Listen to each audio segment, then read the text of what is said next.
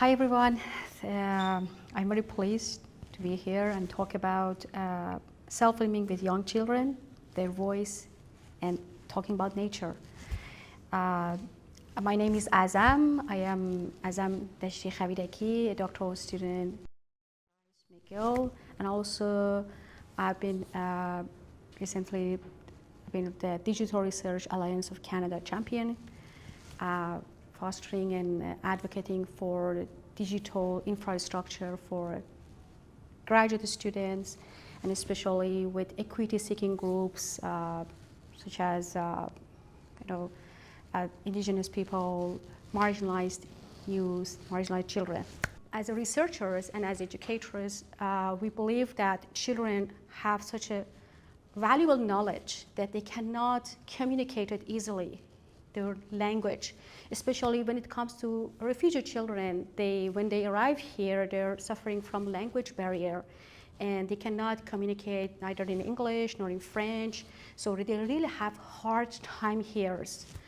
And so we really looked for, and because the project was well-being, we wanted to support children to have some nice moment here with us. And the project was a kind of also a narrative and initiative, in just also starting different narration, different dialogues, different stories.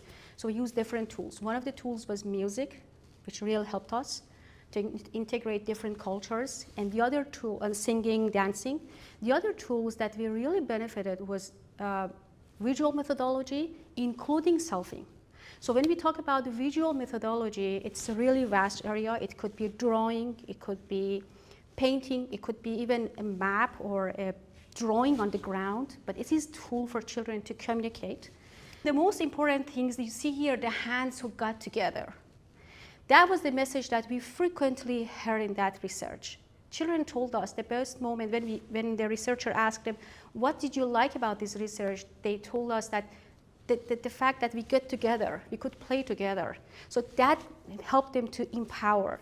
And the interesting thing is that these digital tools gave us the tools and an excuse to be together. So digital dialogue is, for us in that project, was a game changer. Digital tools such as iPad, even a simple drawing pad. Sometimes we had the children who didn't have access to iPad because it's expensive, but that drawing pad, which is maybe even $7 or $9, helped them to get together and discuss for a long time, okay, what they're going to, what they're going to show, and what was the topic of their discussion. So, and it helped them for connection, social connection, personal growth. And so we saw that how these tools can help us to have children's perspective, to develop their agency, voice, and foster their well-being even. These tools, self-filming, can somehow reframe, reshape the side of the message. So this is the time for children to come to research table and start dialoguing with policymakers. So I will end my presentation with a question. Are we as educators and researchers doing enough to create spaces where children can critically engage with environmental issues? That's it. So I would like to have your comments and questions, and thank you for your time.